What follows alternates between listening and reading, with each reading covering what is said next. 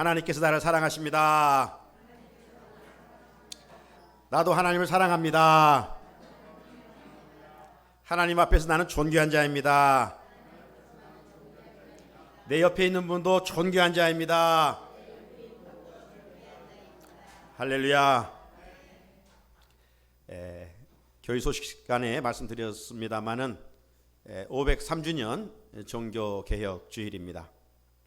이 종교개혁 주일의 정신은 1517년 10월 31일 마르틴 루터에 의해서 이례적으로 한 번 개혁하고 끝나는 것이 결코 아닙니다. 종교개혁의 정신은 지속적으로 ing 끊임없이, 다른 말로 표현해보면 주님이 오시는 그날까지 계속 개혁되어야 됩니다. 왜? 우리 타락한 인간은 불완전하기 때문에 그렇습니다. 여러분, 물의 속성은 어떻습니까? 물의 속성은요, 흘러가야 돼요. 흘러가야 됩니다. 이 흐르는 물이 웅덩이에 잠시 고여 있는 것은 부패하지 않습니다. 썩지 않습니다. 그런데 계속 고여 있으면 썩고 부패하죠. 우리 인간이 그런 것 같습니다. 여러분, 사람이 만든 어떤 역사, 제도, 어떤 전통, 처음에는 좋은 의도를 가지고 만듭니다. 그런데 사람이 타락했기 때문에 세월이 흐르다 보면 좋은 것들이 조금씩 알게 모르게 변질되어 가는 것을 볼 수가 있습니다. 사람들이 모인 교회 공동체도 그런 것 같아요. 실상 본질적인 면에서 복음을 담고 있는 교회는 생명이기 때문에 변질될 수가 없어요. 그리스도의 몸인 교회는 생명이기 때문에 타락할 수가 없는 거예요. 그럼에도 불구하고 왜 가시적인 교회들이 변질되어 가는가? 그 이유는 타락한 사람들 때문입니다. 예수를 믿는다고 하면서도 말씀으로 거듭나지 못하기 때문인 것입니다. 자, 이런 변질된 상태에서 어떻게 해야 다시금 본래의 모습으로, 가장 아름다운 모습으로, 주님이 원하시는 모습으로 회복될 수 있을까요? 변질된 교회를 세상 논리처럼 어떤 구호로, 제도로, 어떤 형식으로, 사람의 생각으로 변화를 시켜가려고 하면 더욱더 변질될 수밖에 없습니다. 따라서 변질된 상황에서 절대적으로 필요한 건 뭐냐? 하나님의 말씀이에요.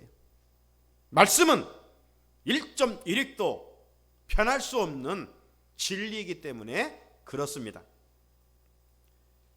그러므로 말씀만이 오늘 이 시대 교회를 바르게 세워갈 수 있고, 말씀만이 하나님의 자녀들을 자녀답게 세워갈 수가 있습니다. 금년표처럼 정말 새로워지는 교회는 어떤 요란한 행사가 아닙니다. 사람이 만든 어떤 계획들이 아닙니다. 진리의 말씀만이 변화시킬 수 있는 능력이 있습니다. 그래서 개혁교회의 모토는 뭐냐? 솔라 세크립트라, 오직 하나님의 말씀입니다. 말씀이에요.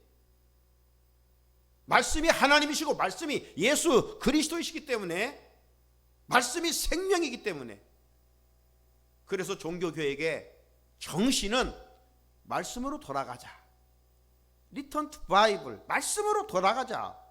이게 구호 아니었습니까?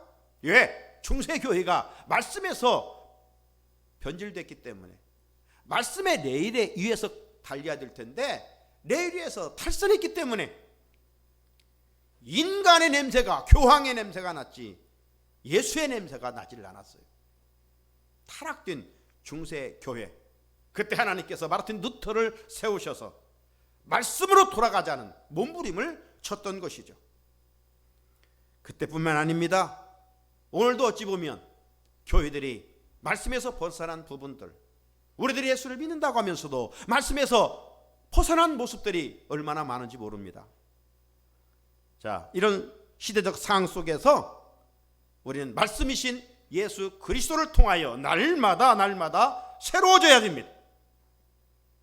지금 세상이 참 변질됐죠.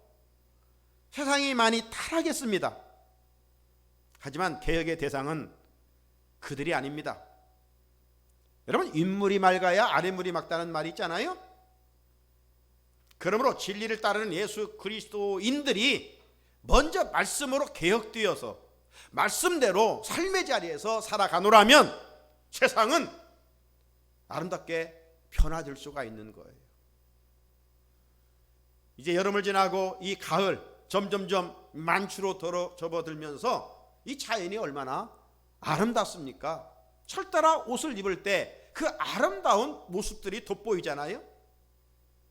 우리가 예수를 믿으면서도 여전히 세상 옷을 입고 산다면 세상은 소망이 없어요. 예수 그리스도의 옷을 입고 살아갈 때 그러한 모습들로 세상은 변화시킬 수가 있는 것이죠. 자, 종교개혁주의를 맞아 그러므로 누구를 탓하면서 누가 좀 변했으면 이게 아니라 정말 개혁의 대상, 변화해야 할 대상은 남편도 아내도 자녀가 아닌 내 자신이라는 거예요. 내 자신이 말씀 앞에서 온전히 변화되어야 됩니다. 개혁은 뭡니까? 변화를 위한 몸부림입니다. 변화를 위한 몸부림이에요. 그렇다면 변화된 참 모습은 어떤 모습일까? 변화된 모습의 참 모습은 어떤 모습일까? 그건 다른 게 아니라 예수 그리스도의 제자답게 살아가는 것입니다. 예수님의 제자답게 살아가는 일이에요.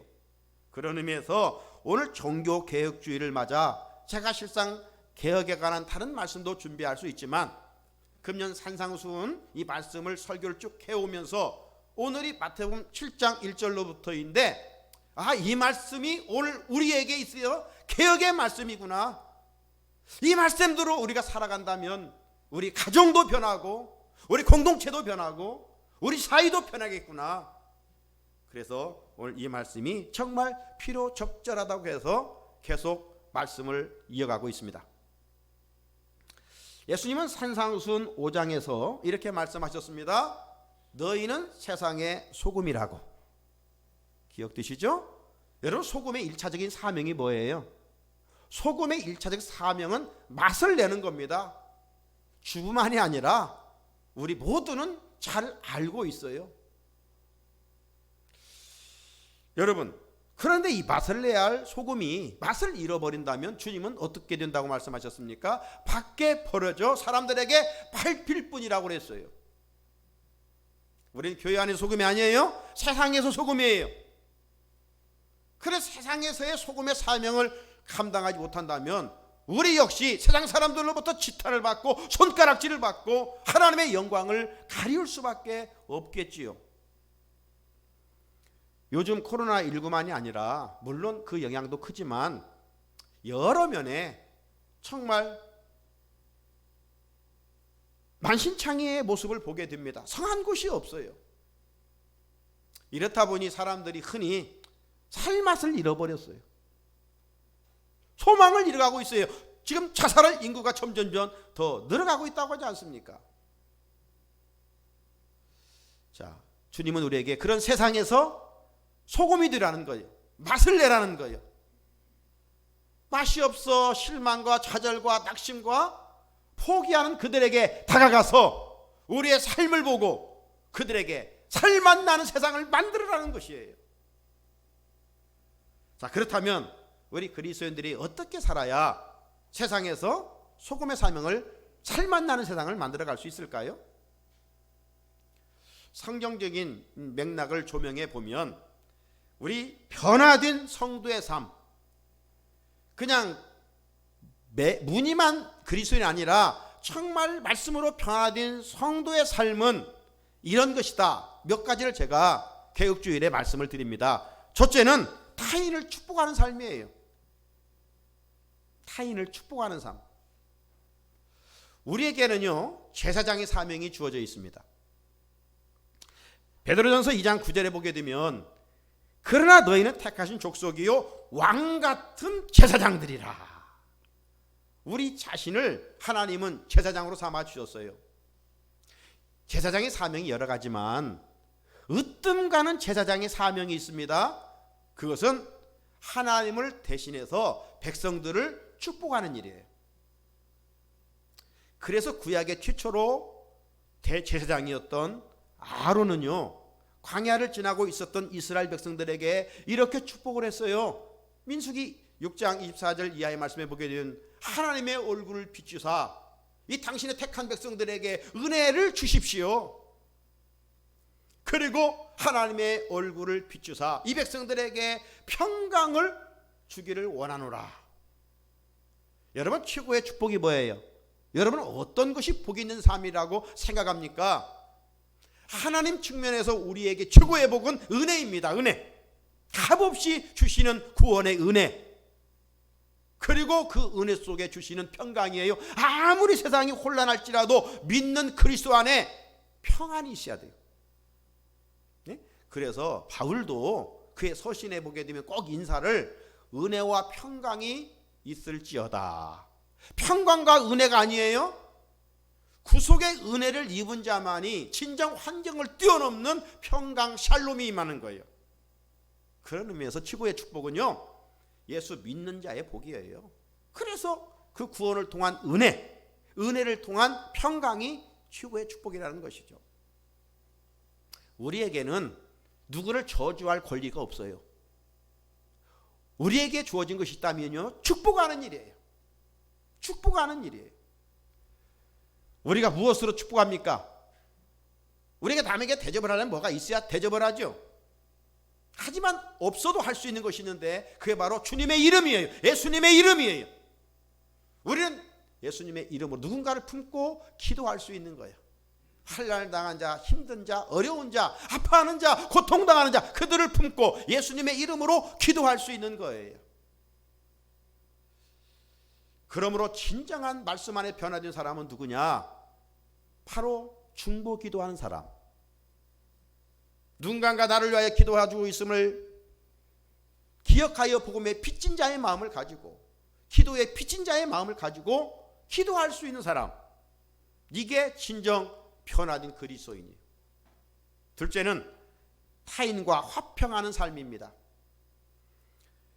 하나님께서 그리스도 안에서 세상을 자기와 화목하게 하셨습니다. 그리고 우리의 모든 그리스도인들에게 공통적인 직분을 주셨는데요. 그 직분이 바로 고린도후서 5장 18절 뒤에 있는 말씀처럼 우리에게 화목하게 하는 직분을 주셨으니 우리는 교회 공동체를 섬기라고 목사의 직분도 줬고 장로의 직분도 줬고 권사 집사의 직분도 주었지만 그러나 그것은 사역을 하라는 것이죠. 일하라는 것이요. 헌신하고 땀 흘리고 충성하라고 주신 거예요. 장차 하늘에 상급이 있을 거예요. 하지만 우리가 삶의 자리에서 모든 사람과 더불어 우리에게 주신 직분이 있는데 그 직분은 화목하게 하는 직분이에요. 우리가 오늘 7장을 하는데 앞서 우리가 산상수훈의 첫 번째 팔복의 말씀을 우리는 기억하죠. 8가지 복 중에 예수님께서 마태복음 5장 9절에 이런 말씀을 하셨어요. 화평하게 하는 자는 복이 있나니 그들이 하나님의 아들이라 일컬음을 받을 것입니다. 누가 친정 하나님의 아들이고 딸이냐? 어디를 가든지 화평하는 사람이에요. 트러블 메이커가 아니에요. 피스 메이커예요. 여러분 세상에서 가장 큰 상이 뭐예요? 노벨 평화상이에요. 화학상도 있고 뭐 물리학상도 있고 다른 상들이 의학상도 있지만 가장 큰 상은요 노벨 평화상이에요. 하나님도 우리에게 귀한 직분을 주셨는데 어디를 가든지 누구를 만나든지 화목하라는 것입니다. 그게 진정 하나님의 아들이고 예수를 잘 믿는 것이고 그게 말씀으로 개혁된 제자예요. 셋째는 타인을 칭찬하는 삶입니다. 우리는 부족함이 많아요. 하지만 우리가 믿는 성령 하나님은 우리를 격려하시고 우리를 칭찬해 주십니다. 따라서 우리 안에 예수의 영이 충만한 사람은 다른 사람의 단점을 보지 않습니다. 단점을 보기 시작하면 말할 수 없이 많지요. 남편에게 단점이 어떻게 없습니까? 아내에게 어떻게 허물이 없습니까? 하지만 내 안에 예수의 영이 충만하면, 성령으로 충만하면 단점을 보는 대신이 아니라 장점을 보는 겁니다. 장점을 보고 칭찬하는 겁니다. 이게 변화된 성도예요. 만약 예수를 믿으면서도 다른 사람의 잘못만 보고 비난하고 책망하고 그런다면 변화된 예수의 제자가 아니죠. 예수님의 제자들은 타인의 허물을 결코 들추거나 험담하지를 않습니다. 왜냐하면 사람은요, 비난으로 만들어지는 존재가 아니에요. 사람은 책망으로 변화되는 존재가 아니에요. 여러분, 자녀들을 아무리 책망해 보십시오. 그냥 마지못해서 예는 하지만 변화가 되지 않아요. 하지만 잘하는 점을 칭찬하면 변하기 시작해요. 한때 우리 국민이 많이 읽었던 책 중에 어떤 책이 있습니까? 고래도 칭찬하면 춤을 춘다는 거예요. 미물도 칭찬하면 춤을 춰요. 이건 세상 논리가 아니에요. 하나님 말씀의 논리예요. 직장에서 상사다, 갑질, 이런 문화가 지금 통하지 않잖아요. 칭찬할 때 그 회사의 분위기가 살아가는 것이지, 억압질하고 갑질하고, 이건 이제 20세기 박물관에 갖다 놓는 거예요. 지금은 갑질해서 따라 난리 나요. 그리고 어떤 업무에 업도 되지 않아요. 막 칭찬해 줘야 돼요. 가정에서 서로 칭찬해 줘야 돼요. 사람은 칭찬으로 만들어지는 존재이기 때문에 그래요. 그러니까 세상은 다 말씀을 적용하면 좋은 세상이 되어가는 거예요. 잠언 27장 21절 같이 한번 읽어볼까요? 시작. 도가니로 은을, 풀무로 금을, 칭찬으로 사람을 단련하느니라. 아멘. 도가니에서 정말 순수한 은, 막 풀무 속에서 녹아져서 순수한 금이 만들어지잖아요. 사람은 무엇으로? 칭찬으로. 칭찬으로 만들어져 가는 거예요. 대인관계에서 칭찬을 즐겨하는 사람, 이 사람이 정말 말씀으로 개혁된 사람, 변화된 사람이에요. 또 하나는 타인을 존경하는 삶입니다. 주님의 제자는 타인의 인격을 존중히 여기는 거예요. 우리 서로 인사하잖아요. 선포하잖아요. 하나님 앞에서 나는 존귀한 자예요. 여러분, 환경이 힘들다고 콧받치지 마세요. 우리는 하나님의 영으로 충만한 하나님의 백성 아닙니까? 왕같은 제사장들 아닙니까? 좀 살다가 끝날 존재가 아니에요. 그러므로 영적 자존감을 가지고 살아가야 돼요. 자존감이 있는 사람은 환경 때문에 흔들리지 않아요. 자존감의 결핍이 인생을 비참하게 만드는 거예요. 자, 내가 그렇게 하나님 앞에서 귀한 것처럼 나와 만나는 모든 사람들은 하나님의 형상으로 지음받은 존귀한 자인 것을 우리가 기억해야 됩니다. 로마서 12장 10절에 형제를 사랑하여 서로 우애하고 존경하기를 서로 어떻게 하라고요? 먼저 하라고 그랬어요. 먼저. 여러분, 좋은 일은 뒷북치면 안 돼요. 좋은 일은요, 앞장서서 하는 거예요. 힘들어도요, 그런데 꼭 뒷북치는 사람들이 있어요. 여러분, 인사도요, 받고 인사하려고 하지 말고 먼저 인사하세요. 네? 대접도 받았으니까 기브 앤 테이크로 마지못해서 하는 것이 아니라 대접이 축복임을 알고 복을 심는 행위를 알고 먼저 하는 거예요. 이게 말씀으로 개혁된 사람이에요. 먼저 하라고 그랬지. 존경을, 저 사람이 나를 사랑해 주니까 나도 사랑하는 거. 이건요, 세상 사람들도 한다고. 세상 사람들도. 이제 우리는 그리스도인이잖아요. 그리스도인은 존경하기를 서로 먼저 하라. 이런 직장 안에서도 아랫사람들에게 따뜻하게 말 한마디라도 대해주면요, 그게 바로 그리스도의 국화처럼 향기를 드러내는 것이지,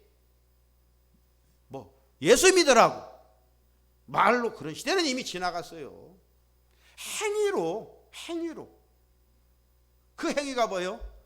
따뜻한 말 한마디, 격려, 칭찬, 이런 게 다 존중하는 태도 아닙니까? 그럴 때 함부로 하지 않고 살 때 그리스도의 향기를 드러내고 하나님의 나라를 세워갈 수가 있겠지요.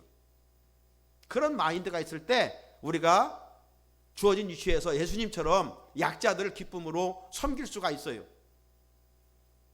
나보다 다른 사람을 더 귀하게 여기는 자세, 이 사람이 정말 개혁된 주님의 제자예요. 또 하나는 사랑하는 삶입니다. 다른 사람을 사랑하는 마음. 예수님 하나님 하면 사랑이잖아요. 인자잖아요. 헤세드. 예수님께서 제자들의 발을 씻기시고 마지막 남기신 말씀이 뭐예요? 내가 너희를 사랑한 같이 너희도 서로 사랑하라. 너희도 서로 사랑하라. 그러면 세상 사람들이 예수님의 제자인 것을 증명한다고 그랬어요. 자, 율법사가 어느 날 찾아와서 예수님께 물었죠. 그 많은 율법 중에 으뜸가는 계명이 뭡니까? 그때 예수님께서도 이로 하나님 사랑하고 네 이웃을 네 몸처럼 사랑하라. 사랑하는 것이, 우리는 좀 다른 것은 부족해도 좀 괜찮아요. 하지만 사랑하는 마음은 정말 부유해야 되겠지요.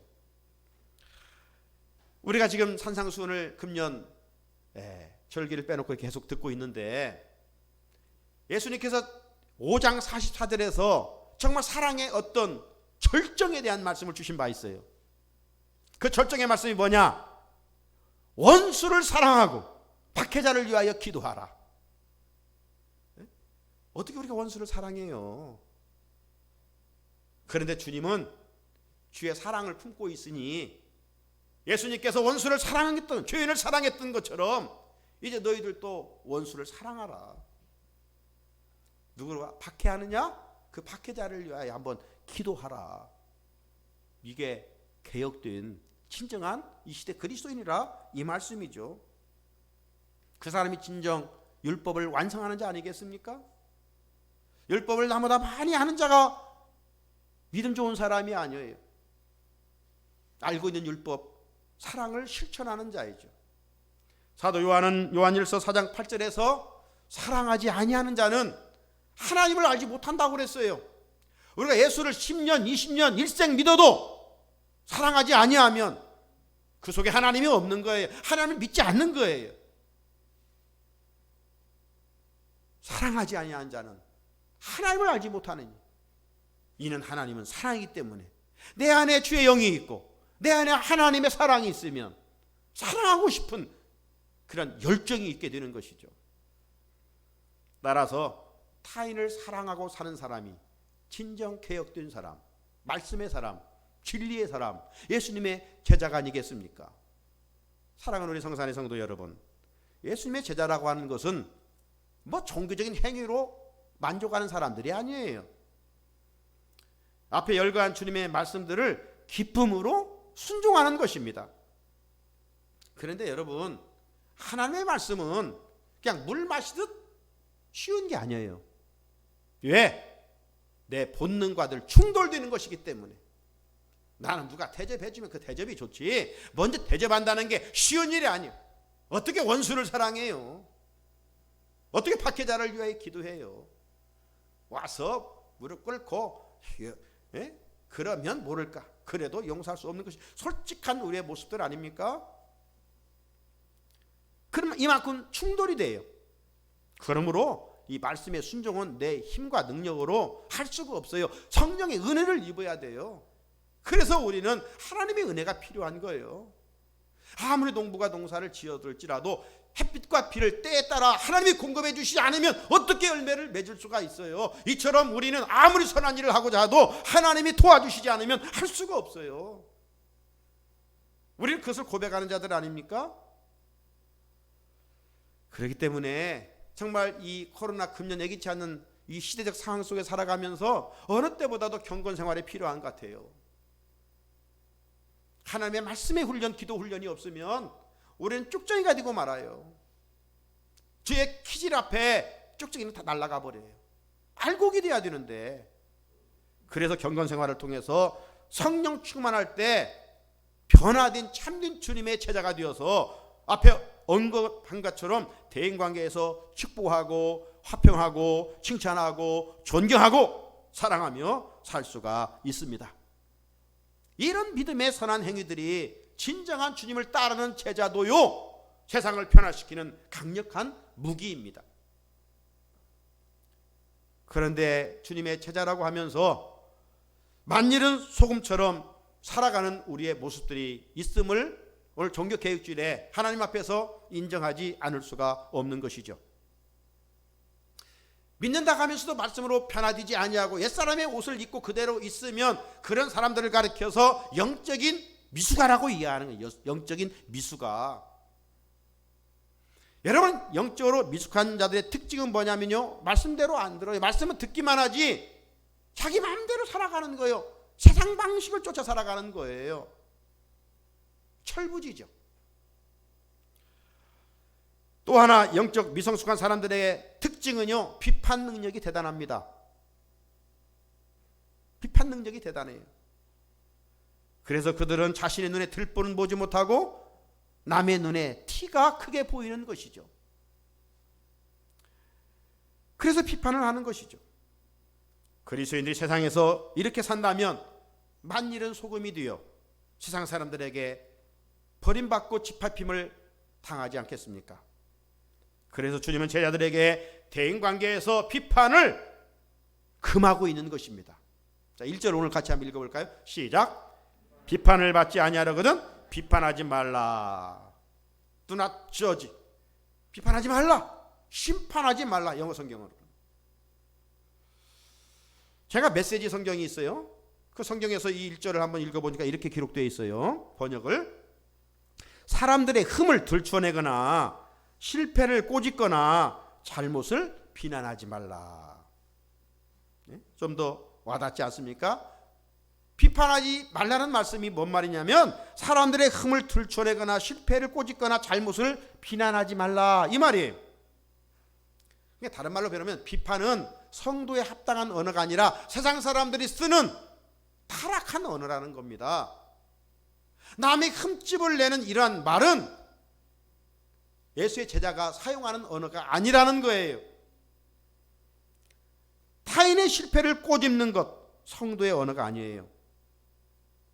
그런데 예수를 믿는다고 하면서도 때로는 같이 믿음 안에 공동체 신앙생활을 한다면서도 다른 성도의 잘못을 비판하는 사람들이 있습니다. 종교개혁주의를 맞아 내 안에 이런 추한 모습이 있다면 철저히 하나님 앞에 회개하고 성도의 언어를 사용할 수 있어야 됩니다. 비판하지 말라, 이 말씀을 오늘 듣고도 깨닫지 못하여 여전히 옛사람의 옷을 입고 추한 언어를 사용한다면 주님으로부터 비판을 피할 수 없다고 말씀합니다. 여기 1장 1절에 나오는 이 비판, 이 크리노라고 하는 말인데요, 여기에는 두 가지의 의미가 있어요.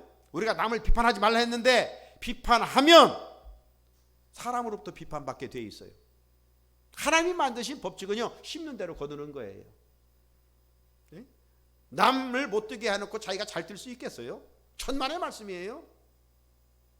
남을 씹고 남을 비판했는데 자기가 편하게 잘 수 있을까요? 아니에요. 사람들로부터 비판받게 되어 있어요. 그러나 이보다 더 무서운 건 뭐예요? 종말론적으로 하나님으로부터 비판을 받는다는 거예요.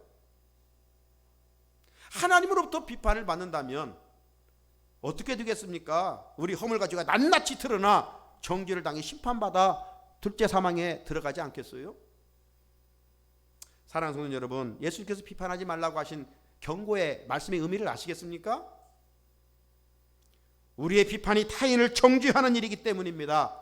여러분, 우리가 죄인이에요. 의인이 없어요. 죄인인데 누가 다른 사람을 정죄할 수 있단 말입니까? 무슨 자격으로 비판할 수 있겠단 말입니까?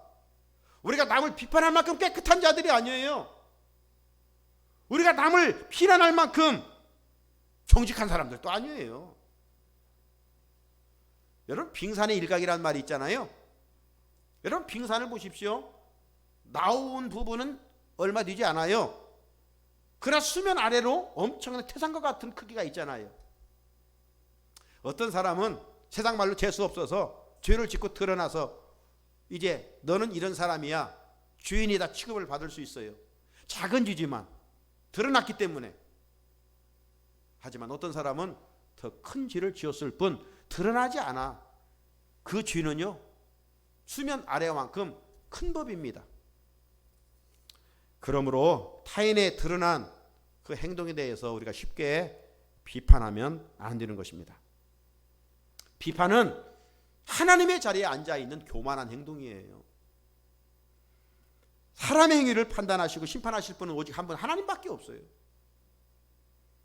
그런데도 깨닫지 못하고 타인을 비판하면 어떻게 되는가? 자, 2절을 같이 읽어봅니다. 시작. 너희가 비판하는 그 비판으로 너희가 비판을 받을 것이요 너희가 헤아리는 그 헤아림으로 너희가 헤아림을 받을 것이니라. 아멘. 비판을 하지 말라는 비판하면 사람에게 비판받고, 종말을 주고 하나님을 비판받는다고 그랬어요. 남을 헤아리지 말라고 했는데 남을 헤아리면 그 헤아림으로 받을 것이라고 했는데, 여기 헤아린다는 말은 메트레오라는 말인데 타인의 허물을 들추거나 잘못을 비난하는 태도를 말하는 것입니다. 우리가 남을 들추고 남의 흠을 말하면 하나님께서 배나 더 그런 헤아림을 받게 된다 말씀하고 있는 거예요. 그러므로 내 마음과 내 생각과 다른 사람이 맞지 않는다고 해서 쉽게 그 사람의 행동을 비난하면 안 돼요. 비판하면 안 돼요.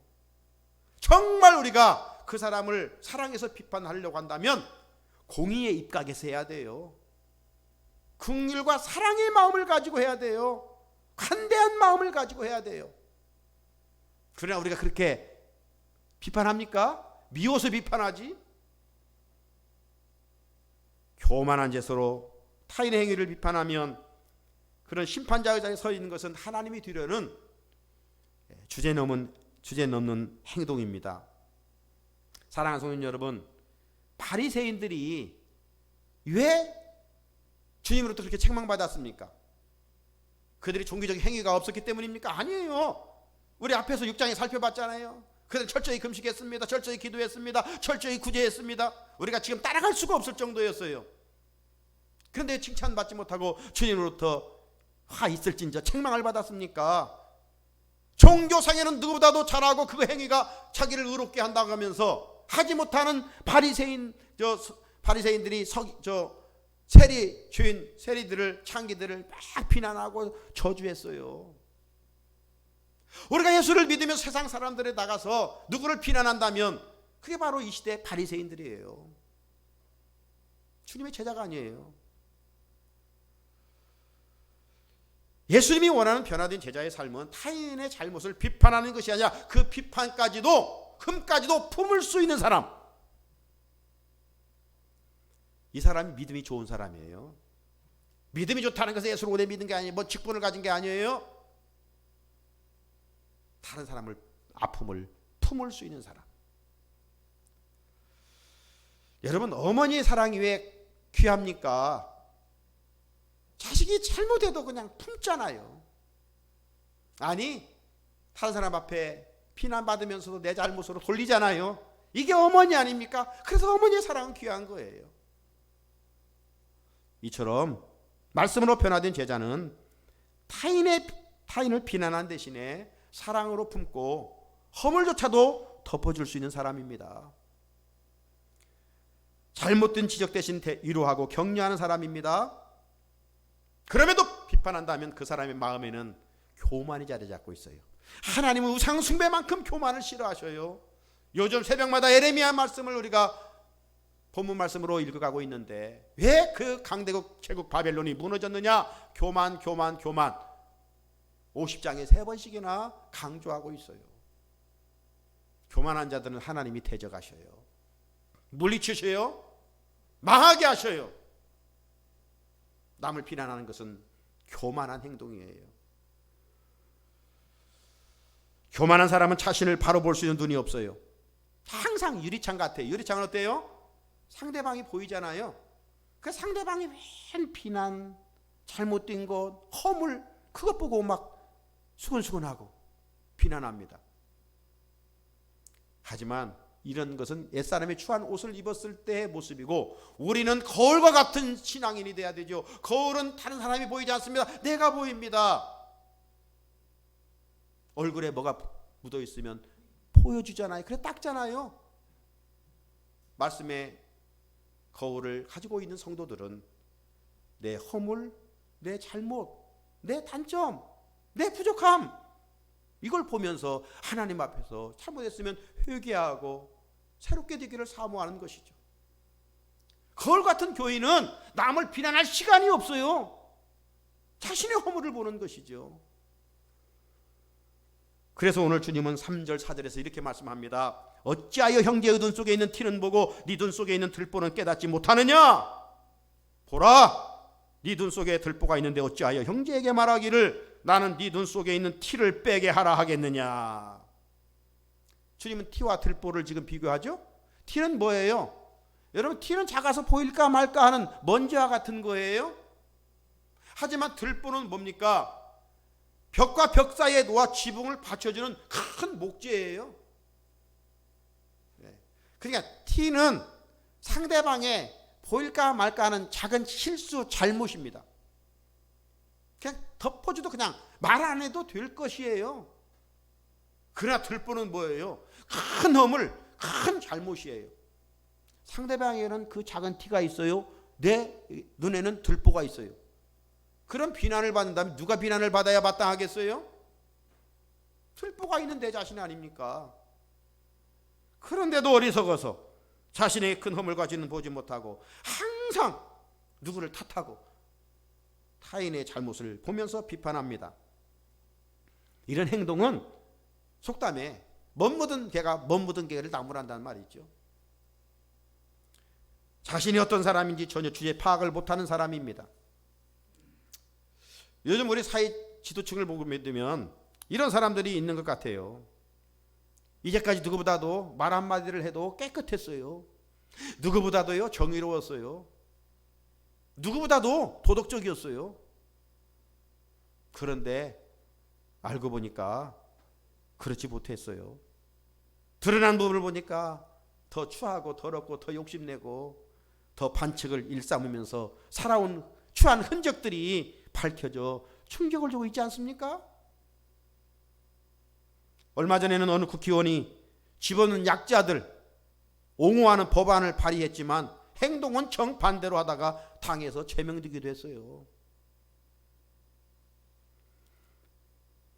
우리는요 그들보다 깨끗하지 못한 존재입니다. 그런데 종교적인 열심이 있다고 해서 타인의 행동을 비난할 수 있단 말입니까? 타인을 비난하기 전에 내 눈에 들보를 빼내는 그가 진실로 말씀으로 개혁된 사람이에요. 그래서 주님은 5절에서 의식하는 자여 먼저 네 눈 속에서 들보를 빼어라. 그 후에야 밝히 보고 형제의 눈 속에서 티를 빼리라 말씀하셨습니다. 자신의 잘못을 덮어두고 타인의 잘못만을 지적하고 비난한 사람은 외식하는 바리새인들이라는 것이죠.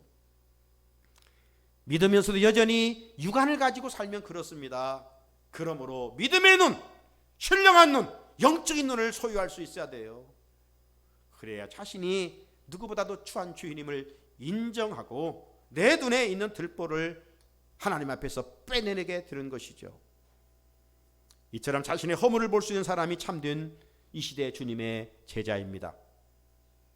그렇다면 우리는 육안의 건강에 관심만을 가질 것이 아니라 믿음의 눈, 영안을 가지려고 우리가 애써야 하지 않겠습니까? 육안으로만 살면 비판 능력만 키울 수밖에 없습니다. 그렇게 우리는 말씀에 거듭난 눈을 가져야 됩니다. 믿음의 눈을 소유할 때 말씀대로 모든 것을 정확하게 보고 행동할 수가 있습니다. 믿음의 눈을 가진 자만이 자신의 죄인됨을 볼 수가 있고 다른 사람의 허물을 덮어주며 존중해주는 마음을 품을 수 있습니다. 믿음의 눈을 소유할 때 영적인 분별력과 통찰력을 가질 수가 있습니다. 그래서 주님은 6절에서 이렇게 말씀하십니다. 거룩한 것을 개에게 주지 말며 너희 진주를 돼지 앞에 던지지 말라. 그들이 그것을 발로 밟고 돌이켜 너희를 찢어 상하게 할까 염려하라고 말입니다. 동물들은요, 보석의 가치를 모릅니다. 동물들의 관심은 오로지 먹는 겁니다. 앞에서도 주님 말씀하셨죠. 무엇을 먹을까, 무엇을 마실까, 무엇을 입을까, 이런 것들은 이방인들이 걱정하는 것이라고요. 그럼에도 불구하고 보석이나 진주를 개나 돼지에게 던져주는 사람이 있다면 어리석은 사람이겠지요. 이처럼 사람도 눈에 보이는 세상 것에만 관심을 갖고 살아간다면 동물과 다를 바 없다는 주님의 말씀입니다. 주님이 여기서 말씀하신 거룩한 것과 진주는 무엇을 상징하는 것일까요? 최고의 가치인 복음과 하나님의 나라를 말하는 것입니다. 이미 우리는 예수 그리스도를 통해서 기쁨의 소식을 갖고 하나님의 나라를 소유한 자들입니다. 죽어도 살 수 있는 길을 소유한 사람들입니다. 이 거룩한 것과 진주가 이제 누가 더 필요하겠습니까? 세상 사람들에게 필요한 것이죠. 그런데요, 저들은 여기에 가치를 두지 않습니다. 관심도 두지 않고 알려고 하지도 않습니다. 오직 저들의 관심은요, 저들의 최고의 가치는 먹고 마시는 것입니다. 그렇기에 저들에게 복음과 하나님의 나라의 기쁜 소식을 전해줘도 개나 돼지처럼 발로 밟고 찢어버릴 뿐입니다. 왜? 저들에게는 영적인 분별력과 통찰력이 없기 때문에. 만약 예수 믿는 우리들이 세상 사람들 수준에 머물러 있다면 얼마나 안타까운 일이겠습니까? 종교개혁주를 맞는 이 시간 내 눈 상태를 점검해 봐야 하겠습니다. 만약 내 눈에 틀보가 있으면서도 형제의 눈에 있는 티를 바라보며 비난하는 모습이 있다면 회개하고 말씀으로 새로워져야 오늘날 진정한 개혁의 모습이 아닐까요? 날마다 내 자신을 말씀에 처 복종시킴으로 변화된 말씀의 가치를 가지고 참된 제자의 길을 걷는 우리 성산의 성도들이 되기를 주님의 이름으로 축복합니다. 하나님 아버지,